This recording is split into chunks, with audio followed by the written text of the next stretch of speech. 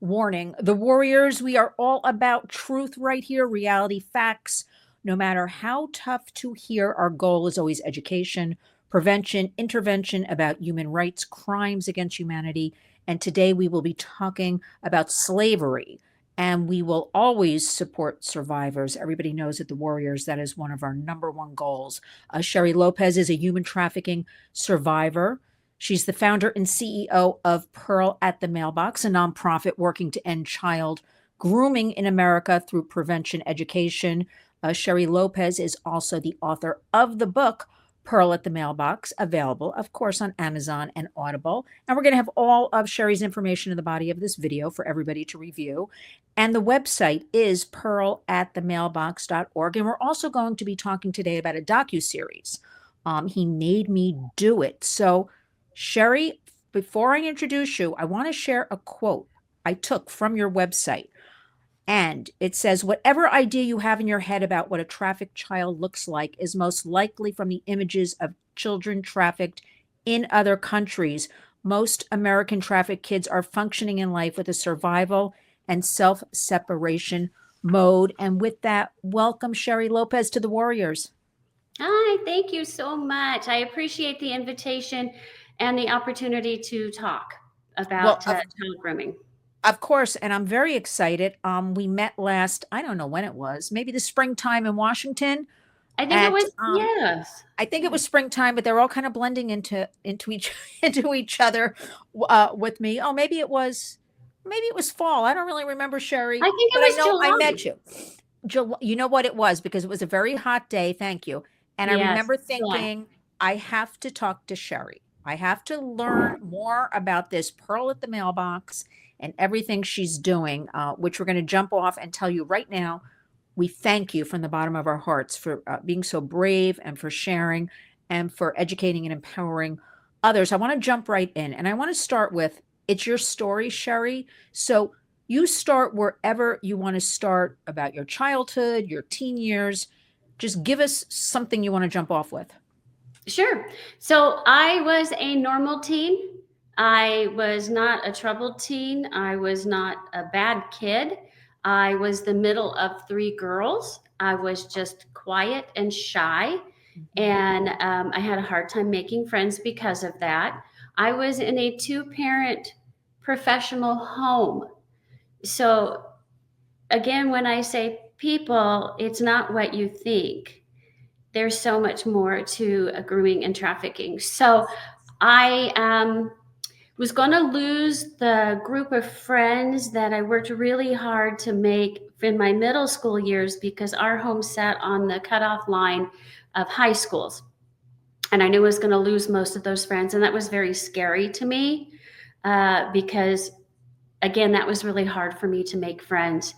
And then following a year behind my older sister, who excelled greatly at school and everything, and so she received a lot of attention that way, and that wasn't me, and I was going to disappoint, and I took that very personally, that I disappointed people, and I beat myself up, and that's what happened. And then I eventually got involved in the drama department in high school, and that's where I ran into this football player named Carl. That's the name I give him in my book. And he was the recruiter on behalf of his father, who was the groomer and then the trafficker. Oh, yeah. That's a lot right there, Sheri. I want people to understand, because it's always like what you understand and know and lived, what I understand, most of the public really doesn't understand, because I run into these questions on a daily basis. So you pointed out, which I think is so important, two-parent household, two siblings, sisters, a normal, for lack of a better word, regular kind of upbringing. And this happened to you. Now, I want to go through, and Sheri, again, whatever you want, okay? Because I want you to kind of lead the conversation. I really don't think people understand what grooming is. We throw the word like trafficking around a lot, which I'm calling slavery, because I think that's a much more descriptive word. People can actually, when I say it, understand it better than trafficking. But then grooming kind of goes like right over their heads. They don't. I actually had somebody say to me, "Are you talking about like hairbrushes?" They really don't. I know. So Yeah. going, if you want, go a little bit into that because football player, high school, what, how did this unfold for you? Right. The term grooming has been thrown around as well. They think, and I mean just society in general, think that anybody that is trying to get a child to do something means it's being groomed. Grooming is, let's talk about the hair. It's a process, right? You got to dry your hair, you got to curl your hair, it's a process. Grooming is a process of mental mind manipulation. It is finding a child who has voids that need to be filled, and the groomer, little by little, fills those voids in a very subtle way to where the child is not aware of what is happening to them. And the people around that child don't really notice the changes in that child, but the allegiance to maybe mom and dad are slowly being put towards the groomer. So that's, grooming actually came about in like the 1980s. There was the first time that term was used when I do my research, and trafficking as well. But that's what it was, and that's what it was with me. Little by little, everything that I would share with my boyfriend was being shared with his father. So his father knew things that were important to me, things that I wished we'd had, or and a big thing was that I didn't have any brothers, and we didn't have a boy to carry on the family name. And that was a big issue for me because I had this image of what I thought a brother would be like. Well, Carl's father knew this from his son. And so Carl's father said, well, I'm going to be the brother that you never had. Hmm. So that resonated with me. And then when I was being pushed to go to these parties to start getting me used to sexual content, they would tell me that, okay, you're going to tell your mom and dad that you're going to your friend Sandy's house, who just lived across the field, because my parents knew Sandy's parents, and they would not question whether I was there or not. And in fact, they never did. They never asked how things went over there. They never checked up on me. They just assumed that I was where I said I was. And so that was always the way that I had to tell my parents I was at Sandy's house, but I really wasn't. Wow, I find that interesting. They never checked up or came across the parents in passing or asked Sandy, like, oh, did you girls have fun the other night or like anything like that? They just assumed safe you were there and you It, were a good girl. So you're not lying. They didn't suspect anything, right? right, not at all. I mean, I had known Sandy since elementary age. So, and my parents, like I said, knew them. So there was just no concern that I was not where I said I was going to be. But my groomer would use that to again play with my mind. He would say, okay, so your mom and dad don't check up on you. So, see, they don't miss you, they don't love you, and they really want you gone. And I started paying attention to that because when I would be home, my parents never asked what I was doing at Sandy's house, or especially the times when I would be gone for the whole weekend. Nobody ever asked what was going on, or did I have a fun time at Sandy's. So I started to truly believe that my parents wouldn't miss me if I wasn't around because they weren't asking. And it's not to blame my parents. A lot Yeah. of parents do this. A lot. Yeah. It's common. You have people that you think that you trust, and you trust with your kids. And what I always tell parents is check up on your kid. So if your child says they're at, let's say, Sandy's house, give Sandy's mom and dad a call and say, hey, I just wanted to see how so and so's doing. Can I do anything? And just check up on them. It'll make the kids mad, but you check up on them anyway. Yeah, I think it's a really good point. Always do a little double checking on Mhm. things just for safety. And also, Sherry, people don't understand. It's always, as you pointed out, just cashing in on vulnerabilities. Mhm. and such psychological damage. Because I've had so many when we talk and have groups and focus groups here in New York and all that, they'll say, "Well, I don't know why doesn't a girl run away? Why doesn't the woman kick somebody and run away?" They do not understand, and you started talking about it, the psychological games that are played with Right. one, and just cashing in on, as you pointed out, gee, when I'm home, my parents didn't even ask. Maybe they don't like or love me, or maybe what about your sisters? Were they ever suspicious or questioned anything? No, no. Nothing. I was just known as the kid that hung out in my room. And that's what I did. My bedroom became my safe place because my older sister got a lot of what I always say my very busy parents' attention because of her, that she excelled and awards and things like that and going to events. And then my younger sister was on the opposite end and she had some learning challenges. So my parents had to devote time to her. But because I just was there and I wasn't a troublemaker, I was a quiet kid to begin with, I just hung out in my room when I was home. So again, you can see these lists of all these things that people say to watch out for when you're being a child is being groomed, like isolation or quiet or becoming more reserved. I was already that way. So there was really no way for my parents to have something to look at because I was Right. already that way. Wow. So again, we want to say again that parents, caregivers always need to check up on, as Sheri pointed out. So maybe the teens will get a little annoyed. Who cares? Better safe than sorry on where they're going or staying at somebody's house or going away for the weekend. Now let's fast forward. So the communication was done all through the boyfriend, right? Eventually, in the beginning, yes, but no. Once I was going to these parties, his father just zoned in on me, and Carl would disappear.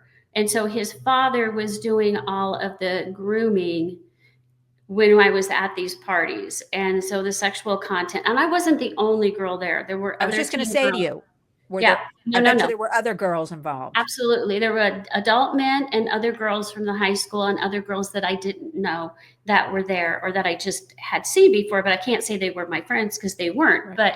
But this wasn't happening to just me. And there would be times that the girls would say, "You just need to get in line or else." And I'd be like, "I don't know what you're talking about. I don't understand what you mean."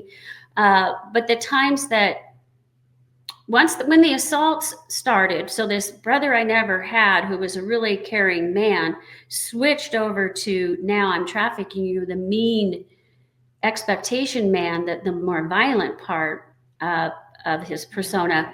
I would push back, but I would have subtle messages sent to me that I need to get in line.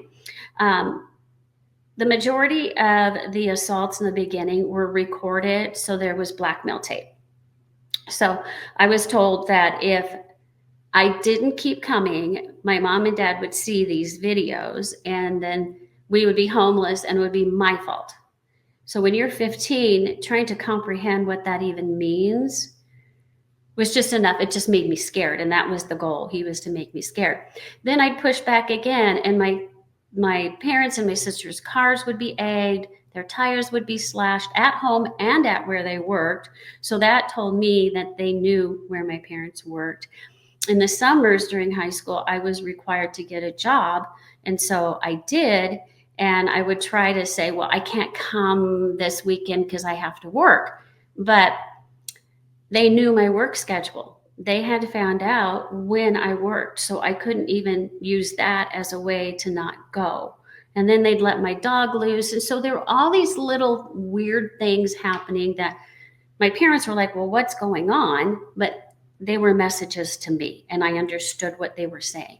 Get in line. And Mm. so when a child goes through the grooming process and goes into trafficking, there is a lot of blackmail and pressure on that child to comply, and a lot of fear. And fear is a big motivator to do what somebody wants you to do. Oh, Sheri, first of all, I'm so sorry. Thank you for sharing with us. I'm so sorry this happened to you, but look at all the good now. Yeah. I'm jumping ahead a little bit. You're such a brave warrior, and you want to help others. How did it break open?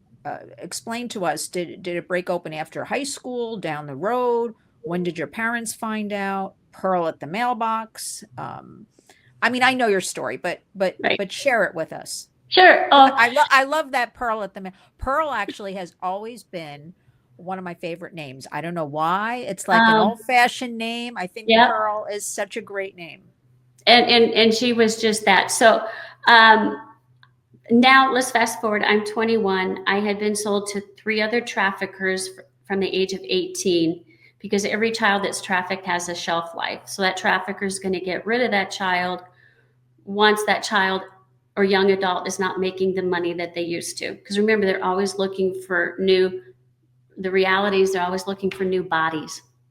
Yeah. So the older ones get pushed out. I got sold to other traffickers, which is slavery. I was sold from a human to another human. So the last location that I was at,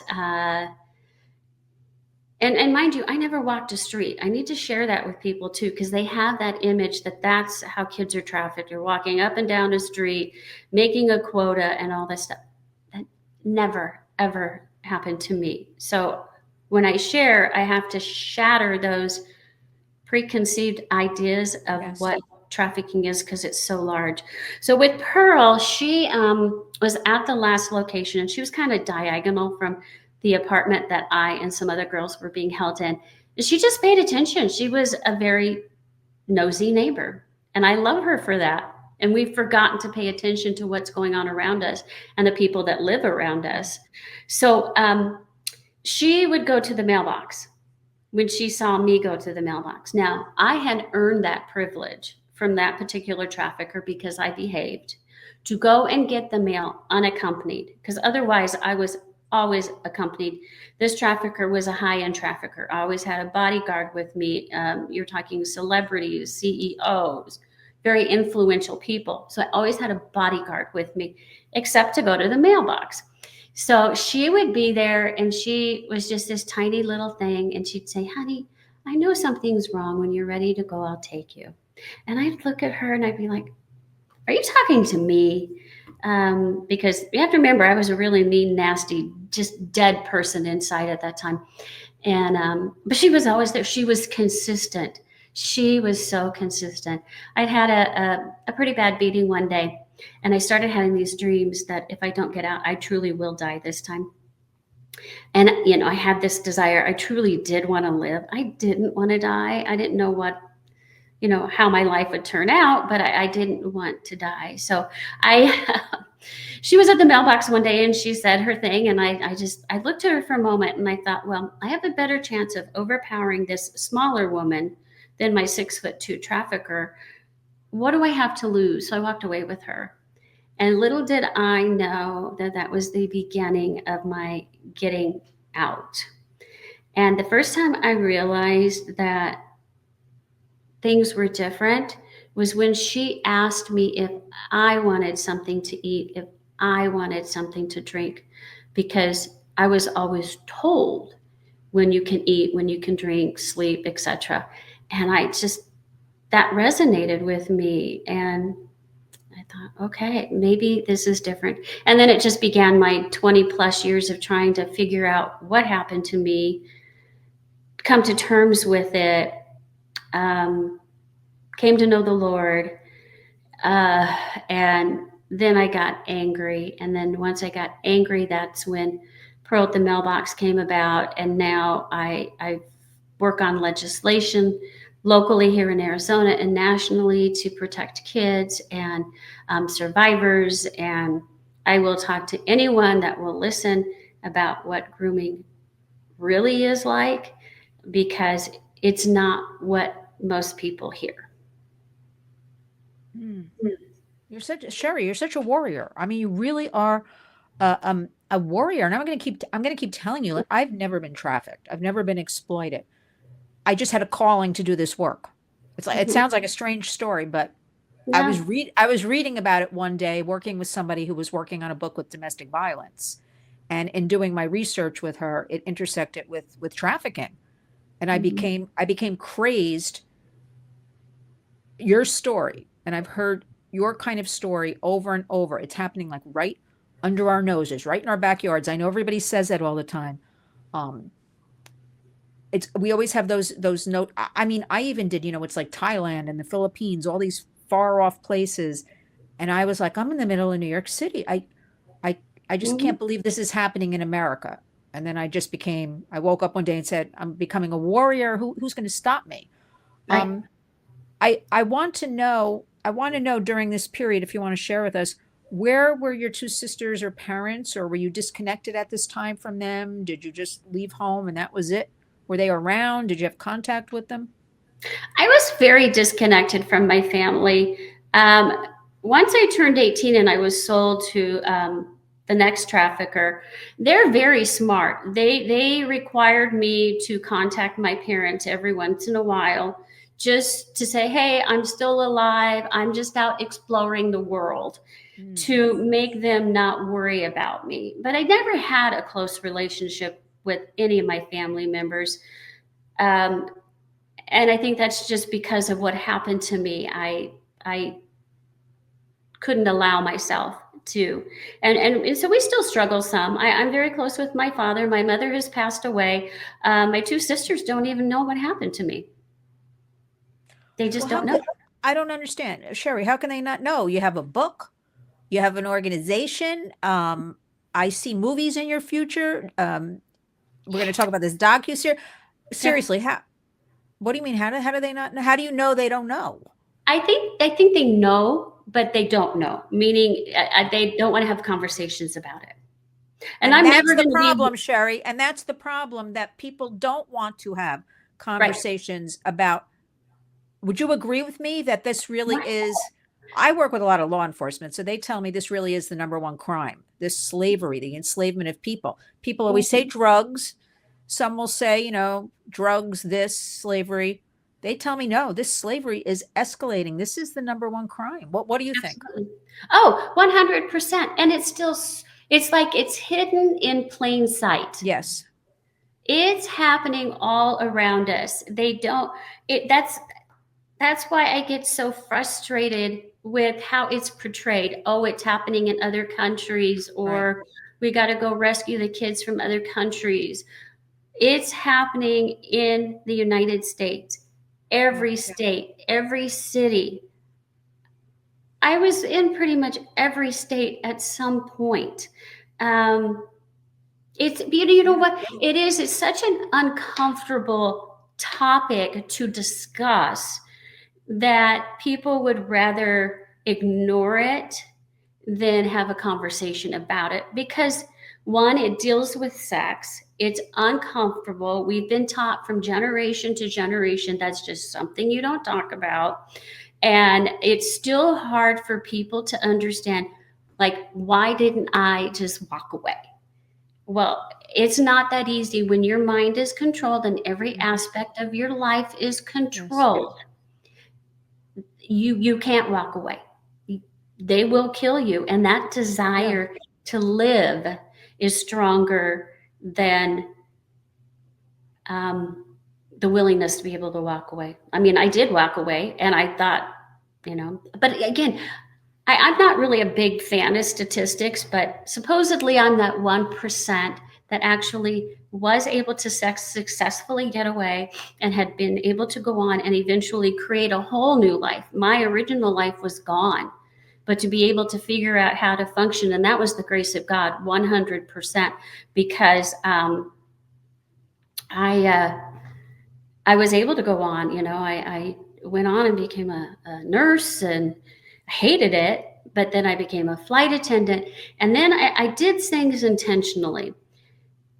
When I got angry about the fact that somebody feels they have the right to sell another human being to make money off of them, I needed to master certain things for my victories, my personal victories, and that was the hotel room.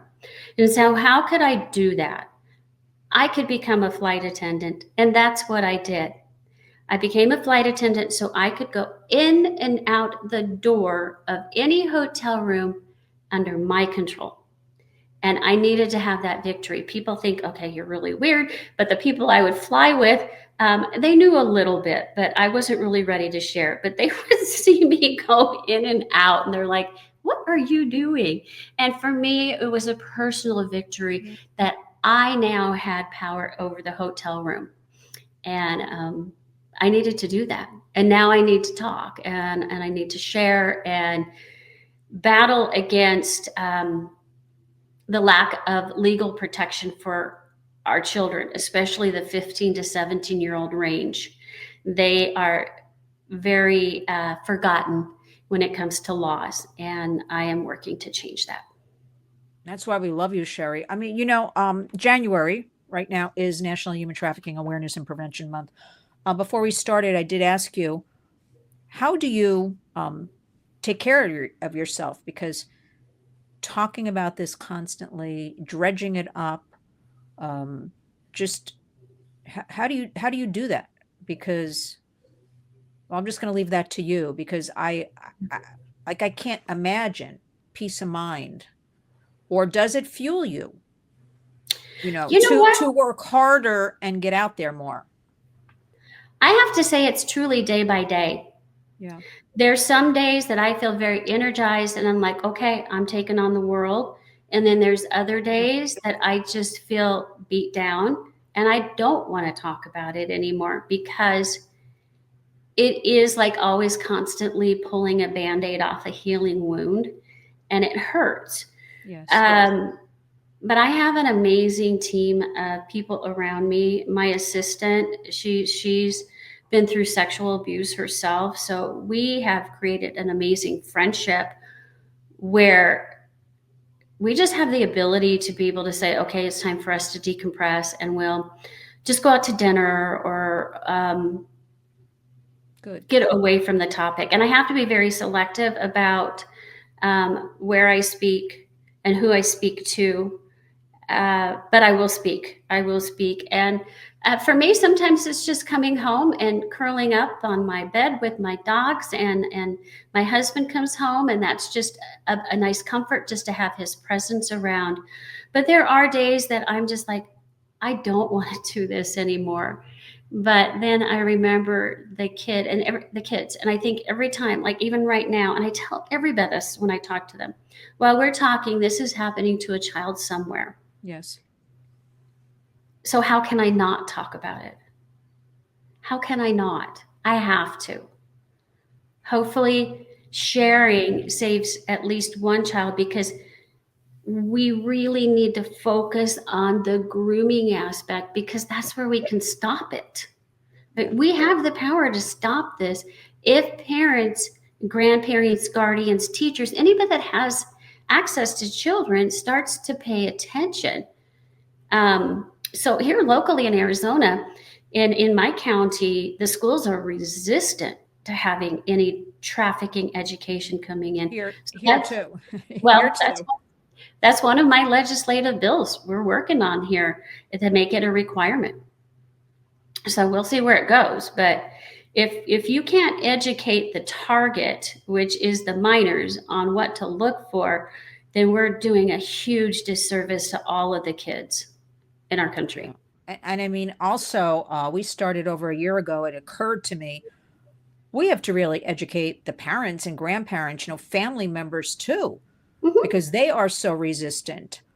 I don't know. I have so many questions for you, but I really wanted to speak with you today because I have to say, Sheri, this is me saying this.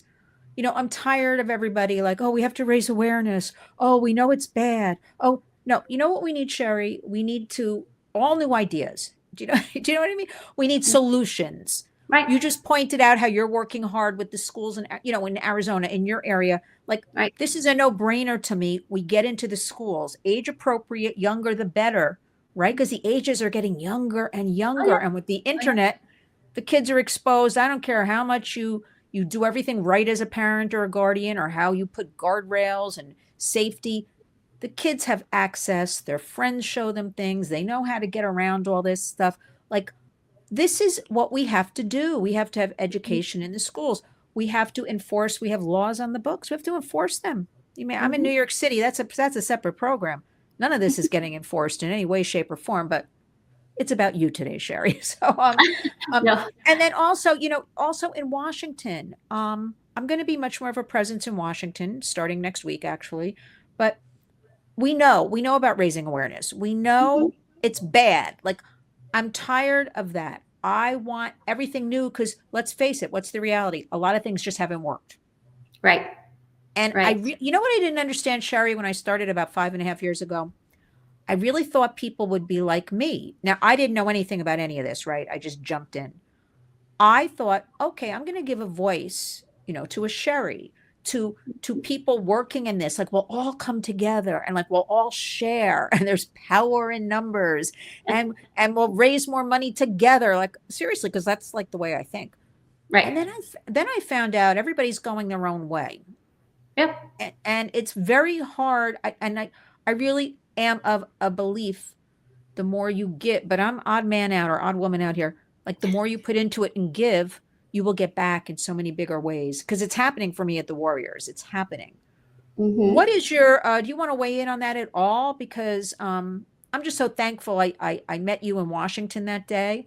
I was going to raise my hand, and then the better side of me said, "Don't," because I was going to say, like, with all due respect, what are we doing here? Because I, I was, but I thought, okay, they'll kick me out of the room.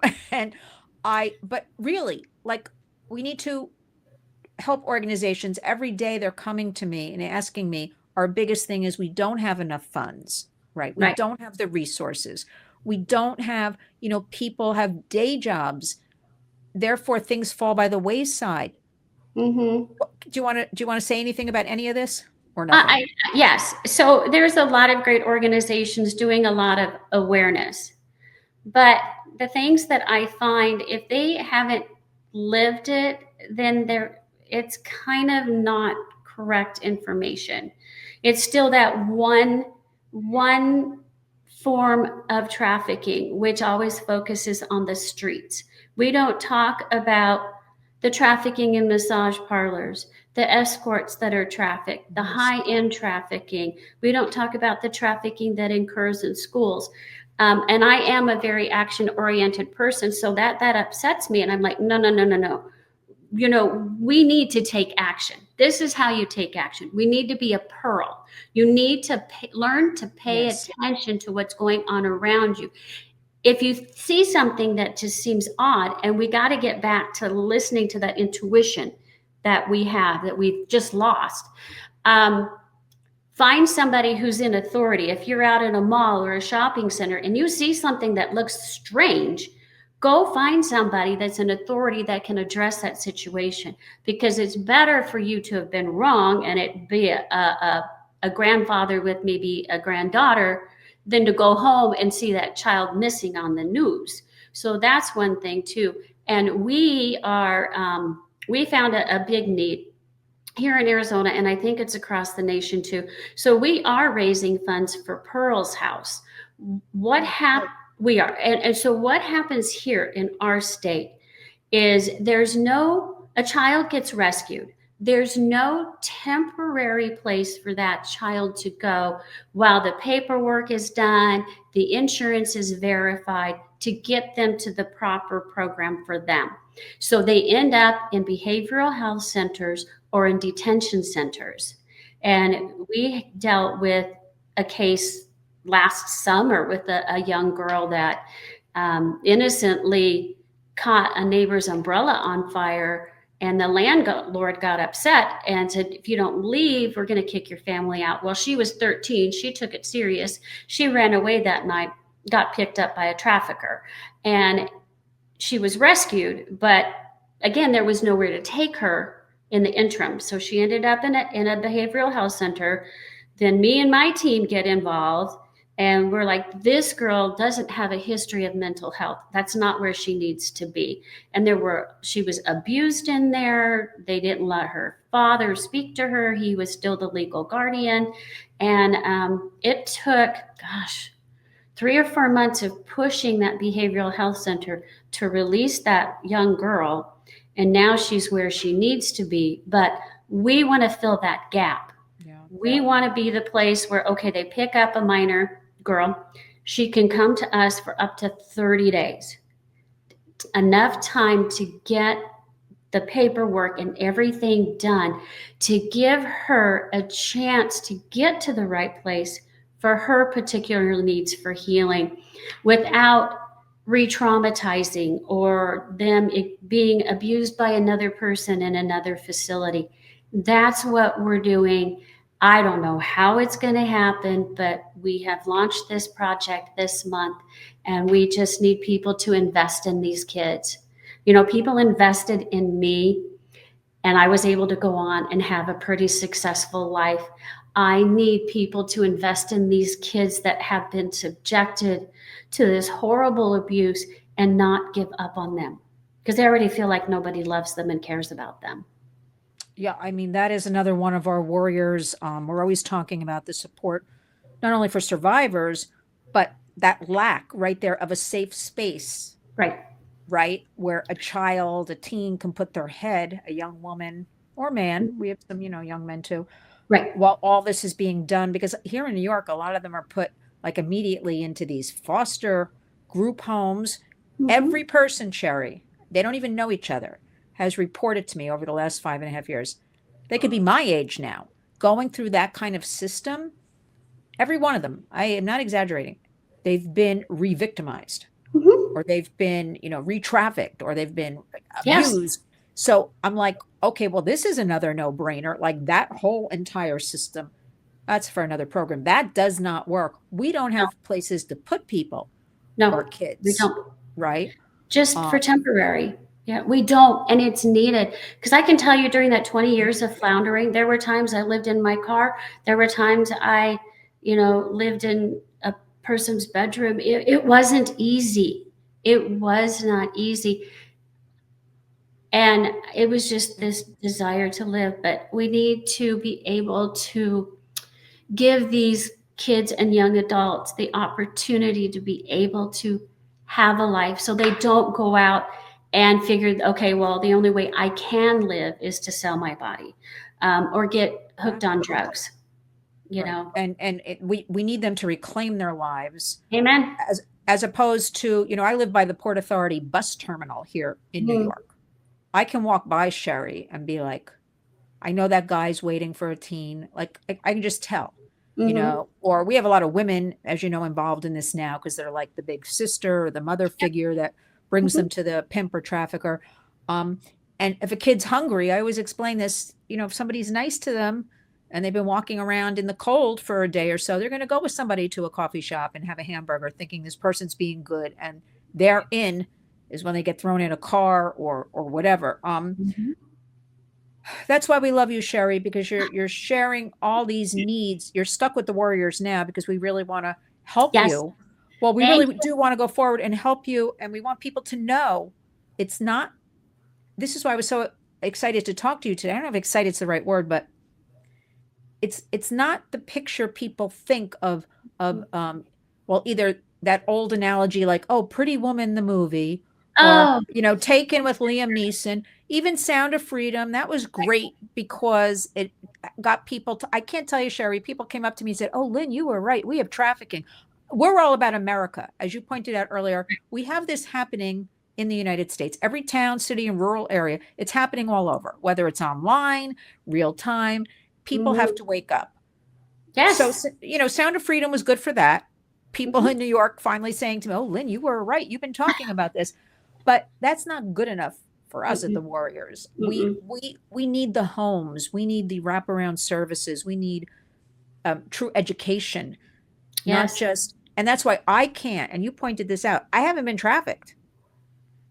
So I need a Sheri, and a Pearl at the mailbox to really resonate with people, so those monies can be raised for you, so we can have homes Mm-hmm. and services.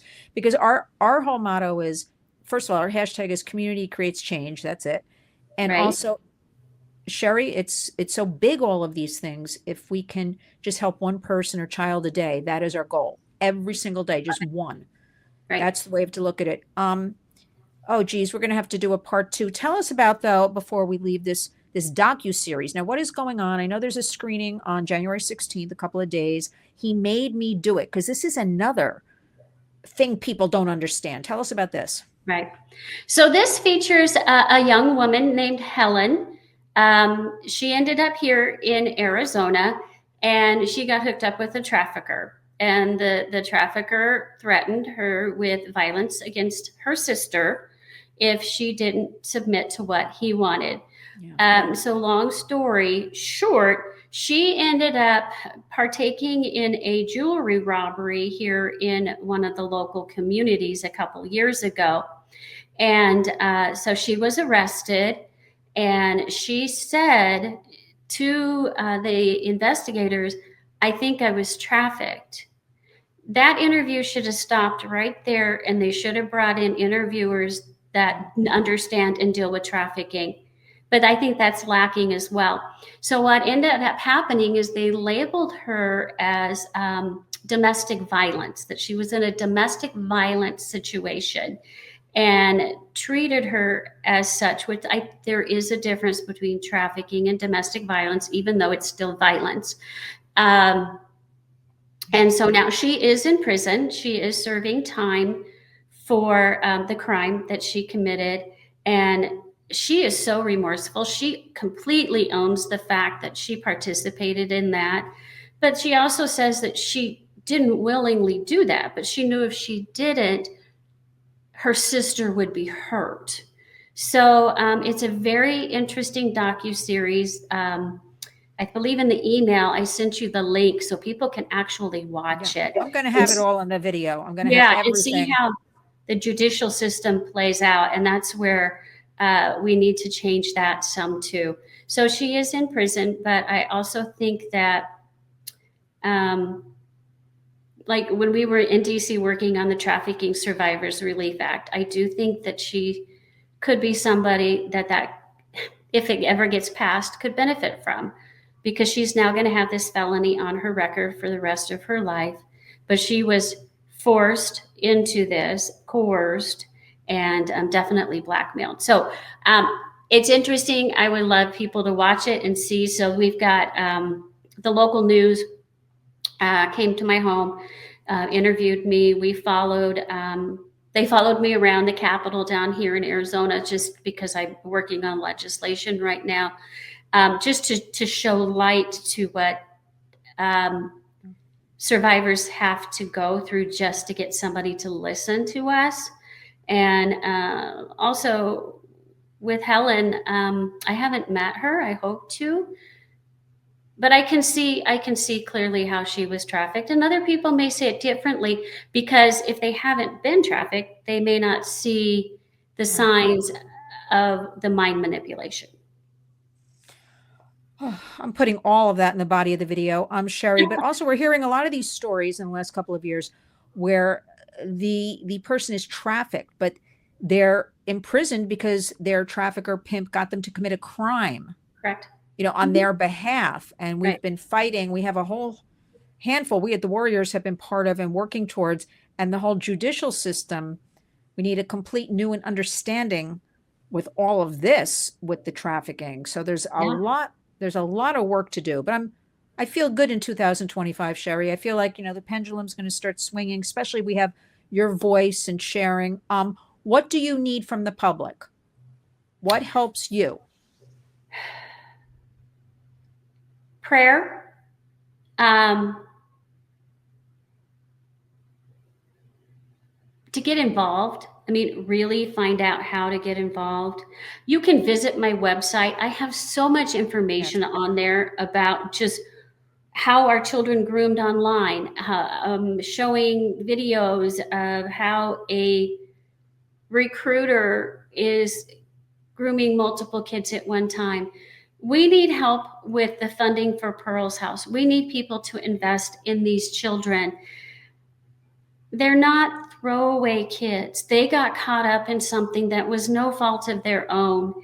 They were used and abused, and we need help with that. We need people to be willing to open up and really hear what it's like to be groomed. People understand the trafficking aspect, but the grooming part, people need to understand, because, and I will always say it, that's where we can stop this. if Yes. you understand, and you have to be open to talking about things that make you feel uncomfortable or make you feel fearful. I was talking with somebody yesterday and they said, well, if I get involved in this, is my life in danger?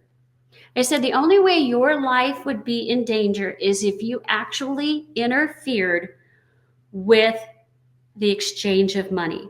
If you interfered with that trafficker getting their money, you're going out and talking about this, paying attention to something strange that's happening and getting somebody else involved, that's not going to put you in danger.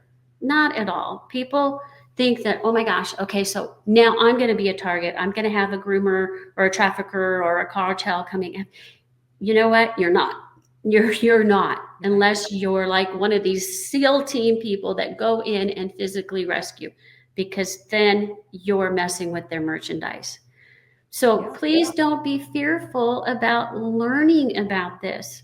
You need to, because if you don't have the tools to educate your children, it's just like driving. The kids have to learn the rules and the parents have to teach them. So the Yes. parents have to teach the kids about the safeties and the signs and stuff to look for if somebody that's trying to groom them. Yeah. And the bottom line here is for people, Sheri, to understand, because people always say to me, why is all this happening? Because it's always about money, right? Always. It's very crass, but that's the answer. There's Yeah. loads of money to be made. And as you pointed out, I'm glad you brought that up because people have said to me, almost like, ha ha, actually saying that to me, like, aren't you afraid for your life? I'm like, no, because all I'm doing is, Right. bringing experts or talking about it or trying to Right. educate, or that never occurred to me um, once. But you brought up about it's that money aspect, and I'm certainly not, jumping out of helicopters, Right.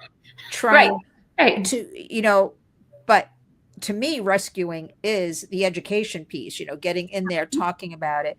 And I really don't understand, Sheri, when we have this internet and everything is on it, very sexual, right? Like, why would we be afraid to talk to our precious kids, like our future adults, our leaders, because they're seeing and hearing things anyway? Like, why don't we Mhm. want the information in 2025 to come from us? I don't really get that. Yeah, I'm in New York And City in the summertime. I've seen women practically and girls walking around naked in the streets here. Like, kids see all kinds of stuff. of So let course. us be the leaders and address it with the facts, the truths, the realities of everything. Um, okay, give us some final words, Sheri Lopez. Well, first of all, thank you again for this opportunity. Thank I you. want to, No, thank you. well, I appreciate this. One thing that I think parents struggle with is this fine line between being a parent and being a friend to their child. And our young people are exposed. You think about it, this is really the first generation that is being inundated with social media. So Yes. this is kind of foreign to parents to even comprehend that you could have a stranger in your home without physically being there in your home. Um, we need to wake up to the fact that this grooming is happening, and we know trafficking obviously is happening in our country. It has been for a very long time, and I don't know if we'll ever be able to stop it, but what we can do is prevent it from happening to other children by putting the tools in place to give these kids and parents and guardians and grandparents the ability to spot something that might look odd and have these uncomfortable conversations. Because there's like I said, and we've said it this, and I'll say it again. While we're talking, this is happening to somebody, some kid somewhere, and the ages get younger and younger and younger. So don't think this is just a teenage thing either. Boys are groomed at a much younger age and trafficked at a younger age than girls, but girls are trafficked much longer. Um, so I would just encourage Pearl at the Mailbox. Please visit if your heart feels led to partner with us with Pearl's House. We would so appreciate that. And any opportunities, I will speak anywhere, online, in person, because we need to have this uncomfortable conversation to protect our kids. Mm. Pearl at the mailbox.org. Sheri Lopez, we are going to, you might get tired of us because we really want to work on your, because I believe, Sheri, I'm just going to say this. There are few people like you. I speak to a lot of people, Mhm. you know, where there's the passion. And again, what is trickling down? Because I go to so many meetings and I end up with, so what actually trickles down to that survivor or to Mhm. that education? And I'm kind of met with a lot of blank looks kind of thing. Right. And that's where everything you talk about is going to make the change. Mhm. And so we are going to help you with that, Sheri Lopez. So everybody, again, pearl at the mailbox.org. I'll have all of the information, Sheri, in the body of the video. I want to thank you from the bottom of our hearts. You are such a warrior. I'm going to keep telling you that. We're very peaceful, loving warriors. You know, we praise, we believe in prayer. We believe in community comes together. It snowballs. If one person starts something, we can snowball it. That's the Mhm. belief we have at the Warriors. Mhm. And again, everybody must and can do something. It's 2025.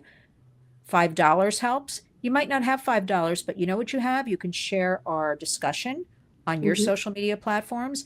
You can go to the website, pearlatthemailbox.org, start reading, educating yourself, and talk open and honestly with your child, your grandchild, a family member. Everybody knows somebody with a child. You might not have one, but you have a neighbor that has one, and start opening up the discussion. You can go to the dollar store and buy a pair of tube socks. I mean, everybody can do something. And that at the Warriors is something we push all the time. You may not be able to start a nonprofit. You may not want to, you know, march on your state capitol or go to Washington, but everybody in their own way can do a little something. And I leave you with eyes and ears. As Sheri pointed out earlier, if you feel something's not right or you see something, you're not going to get in trouble if you report it to somebody, just to be extra safe. Because you know what, Sheri? So many people have said to me, I saw something years ago and I know that was trafficking. I didn't say anything. As we share more of this awareness, I will use that word about all of this. So I leave everybody with Sheri Lopez is our warrior of the day, of the week, of the year. We adore you already. We're going to help you with everything there is to help you with, Sheri. Let us stay in touch. Let us talk more frequently. Okay. Again, Mhm. everybody, pearl at the mailbox.org, information in the body of the video.